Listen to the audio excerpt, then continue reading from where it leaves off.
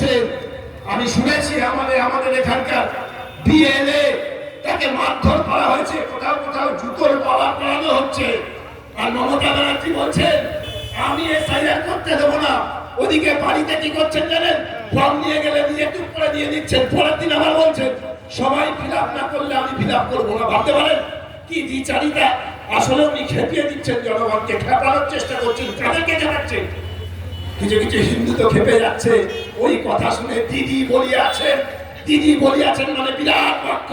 দিদি বলিয়াছেন, সে উৎসাহিত হয়ে বিএলএ বিজেপি হিন্দু মারা তাকে, তার গলায় জুতোর মালা দিয়ে দাও।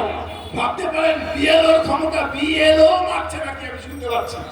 এই জায়গায় চলে গেছে। কাকে মারছেন, কেন মারছেন, কিসের জন্য মারছেন? যেদিন আপনাকে মারবে, আমি ওই মুর্শিদাবাদের কথা বলছিলাম, মুর্শিদাবাদের তৃণমূলের পঞ্চায়েতের মেম্বার হিন্দু বলে ছাড়া পেয়েছে। একটু মুর্শিদাবাদে গিয়ে জিজ্ঞাসা করে আসুন। মারা গেছে দুই ভাই, গোবিন্দ দাস মারা গেছে, বাপ এবং ছেলে, তাদের ভোজ দিয়ে গলা কেটে হত্যা করা হয়েছে। বিজেপি তো করতো না, বিজেপি করতো, সিপিএম করতো। সিপিএম তার জন্য ইনসাফ সভা বসিয়েছে, কোথাও বলেছে কেন হত্যা করা হলো, কিসের জন্য হত্যা করা হলো, চিৎকার করেছে, কোনো করবে না। মুসলিম ভোট বড় মিষ্টি, মুসলিম ভোট না পেলে ক্ষমতায় সিপিএম থাকতে পারতো না, দিদি তৃণমূলে থাকতে পারবে না। ও হচ্ছে মিষ্টি, মধুর মতো মিষ্টি। আর হিন্দুরা পরে পরে ছাগলের তৃতীয় সন্তানের মতো ট্রিং ট্রিং করে লাফায় আর ভাবে বাহ বিশাল ব্যাপার, বিচিত্র ব্যাপার, পয়সা করে যাও, পয়সা করে যাও, ঘুষের পয়সা, চাকরি, ইট, বালি, কয়লা, পরপর যত কিছু হচ্ছে সমস্ত কিছুকে ভুলিয়ে দেওয়ার একটা চক্রান্ত এবার এসআইআর নিয়ে মাঠে নেমে পড়েছে। আমি বলছি আপনাদেরকে, শুনে যান, বেশি আমার বক্তব্যকে দীর্ঘায়িত করবো না, আপনারা শুধু শুনে যান একটা কথা। আজকে একটা বিশেষ দিনও আছে বটে। আমরা দেখেছি যে বন্দে মাতরম ঋষি বঙ্কিমচন্দ্র, সাহিত্য সম্রাট বঙ্কিমচন্দ্র চট্টোপাধ্যায় আজকের দিনে ১৫০তম দিবস, ১৫০তম বর্ষ উদযাপন বন্দে মাতরমের চলছে। আপনারা বন্দে মাতরম, সেই আনন্দমঠ উপন্যাসের বন্দে মাতরম যদি পড়ে থাকেন তাহলে দেখবেন সন্ন্যাসী ভবানন্দ এক জায়গায় বলছে, মহেন্দ্র সে ভবানন্দকে জিজ্ঞাসা করছে তোমরা দেশ সেবা করছো, চুরি চামারি করছো কেন? তখন ভবানন্দ বলছে কি চুরি করছি, কার সম্পত্তি চুরি করছি? এ তো বিদেশি ব্রিটিশরা নিয়ে যাবে, এ তো আমার আপনার সম্পত্তি, সেটা ব্রিটিশরা নিয়ে যাচ্ছে, সেটা আমরা আটকে দিচ্ছি চুরি করে। আর এ রাজ্য আমার আপনার হিন্দুদের জন্য তৈরি হয়েছিল। গলা কাটা পশ্চিমবঙ্গের ম্যাপটা একটু দেখবেন, ওদিকে 7 সিস্টার চাইছে আর আপনি তা দিন করে তৃণমূলের মিছিলে যাচ্ছেন। পুলিশ আপনাকে প্রোটেকশন দেবে না। মমতা ব্যানার্জির পুলিশ হচ্ছে ঘুষখোর পুলিশ, রাস্তায় হাত পেতে দাঁড়িয়ে থাকে। তাদের কাছ থেকে আপনারা বিজেপি কর্মীরা কোনো প্রোটেকশন প্রত্যাশা করবেন না। নিজেদের প্রোটেকশন নিজেদেরকে নিতে হবে। মানুষ আপনাদের সঙ্গে থাকবে, সমস্ত হিন্দুরা আপনার সঙ্গে থাকবে। তৃণমূল করলেও বুকে হাত দিলে সে টিপটি আওয়াজ কোনদিন বন্ধ হয়ে যাবে জানে।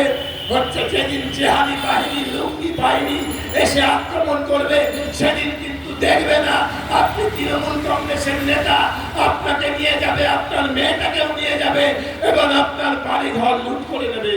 তাই দিন এসেছে বন্ধু, সময় এসেছে, আগত সময় সমাগত।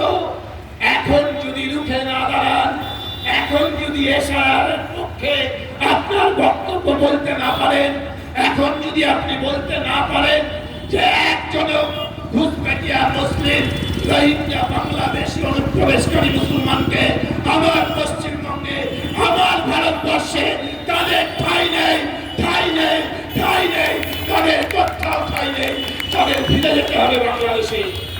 যদি এই আওয়াজ তুলতে না পারেন, আপনার ছেলেটা ভবিষ্যতে থাকবে তো পশ্চিমবঙ্গের চম্পাহাটিতে? আপনার নাতিটা থাকবে তো? আপনার মেয়ে থাকবে তো? নিজেকে প্রশ্ন করেন। আমাদের বিজেপি বাদ দিয়ে দেন, বিজেপি করতে হবে না, কিন্তু নিজেকে প্রশ্ন করেন। আপনার মেয়ে, আপনার জাতি, আপনার ছেলে, আপনার সন্তান চম্পাহাটির বুকে থাকবে তো? আমাদের পার্টি অফিস ছিল চম্পাহাটির সামনে, কারা ভেঙেছে আমরা জানি না।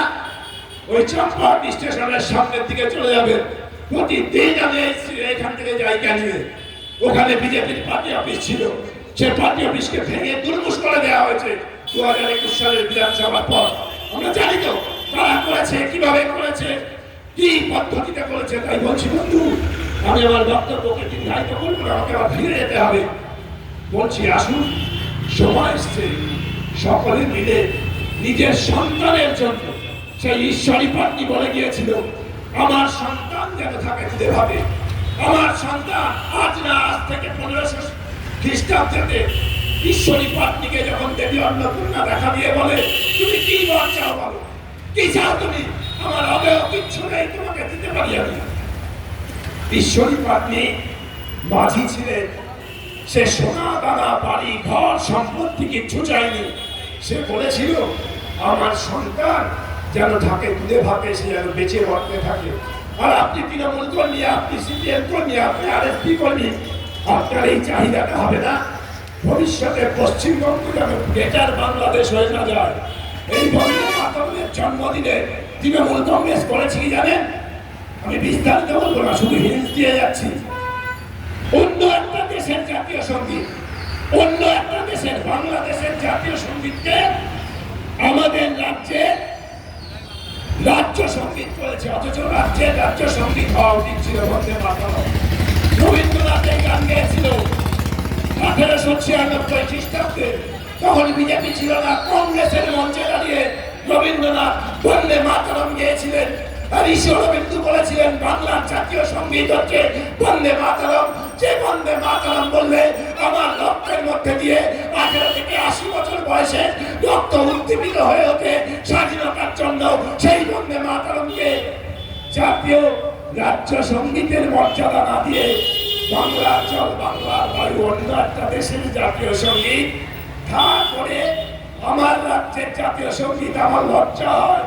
আজকে থেকে স্কুলে গান গাইতে হচ্ছে জাতীয় সঙ্গীত বাদ দিয়ে বাংলার জল, বাংলার বায়ু। ভাবতে পারেন হচ্ছে নির্দেশিকা চলে এসছে, ভাবতে পারেন কোন পশ্চিমবঙ্গে আমরা আছি, কোন জায়গায় আমরা বসবাস করছি।